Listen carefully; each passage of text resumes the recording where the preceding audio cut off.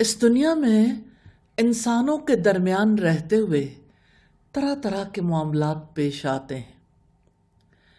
انسان کے لیے کتنے ہی معاملات آزمائش بن جاتے ہیں، اس سے کوتاہیاں غلطیاں ہو جاتی ہیں،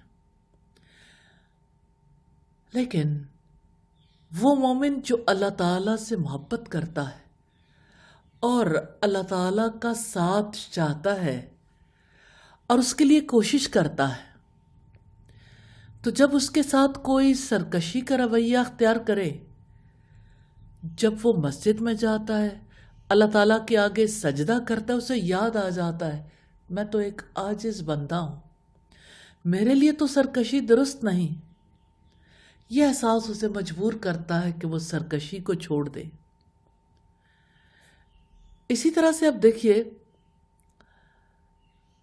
کہ کتنی ہی عبادات ہیں جو انسان کی غلطیوں کو، کوتاہیوں کو دھو دیتی ہیں۔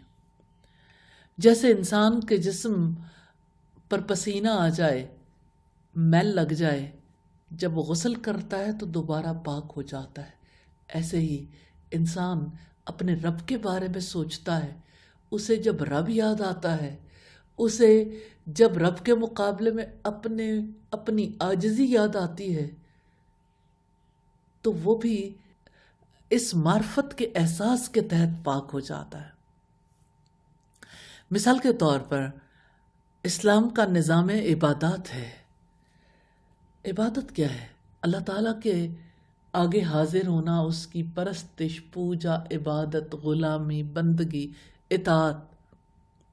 عبادات میں جیسے نماز ہے، روزہ ہے، صدقہ ہے، زکوٰۃ ہے، حج ہے۔ روزے ہی کو دیکھیے، روزے میں انسان صبح صادق سے لے کے غروب آفتاب تک بھوکا پیاسا رہتا ہے۔ ایک احساس ہے جو بندہ مومن کے اندر بیدار ہوتا ہے کہ جو کچھ اللہ تعالیٰ نے دیا وہ کتنی بڑی نعمت ہے۔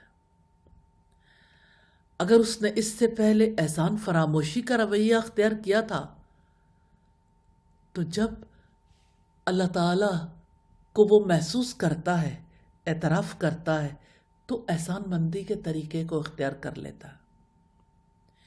اسی طرح سے دیکھیے، جیسے کوئی شخص ہے جو اللہ تعالیٰ کے لیے اپنے مال سے صدقہ کرتا ہے یا زکوٰۃ دیتا ہے، یقیناً انسان کو دوسروں کے لیے خیرخواہ ہونا چاہیے، نفع بخش بن کے رہنا چاہیے،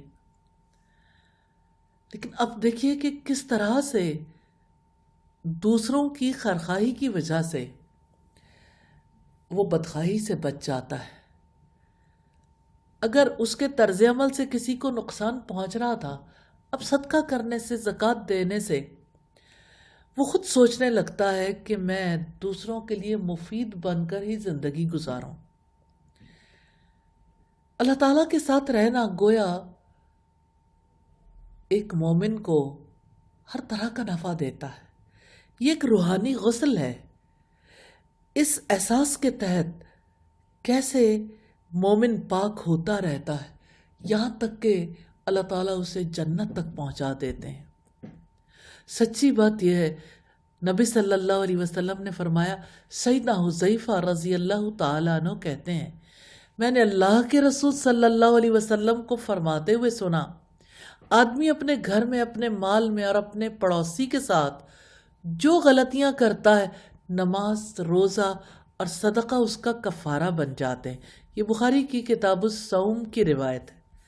اللہ تعالیٰ سے دعا ہے، اللہ تعالیٰ ہمارے لیے بھی اسی طرح سے ان عبادات کو اور اللہ تعالیٰ کی ذات کے ادراک کو اللہ تعالیٰ ہمارے لیے بھی آخرت کی نجات کا باعث بنا دے۔ آمین ثم آمین۔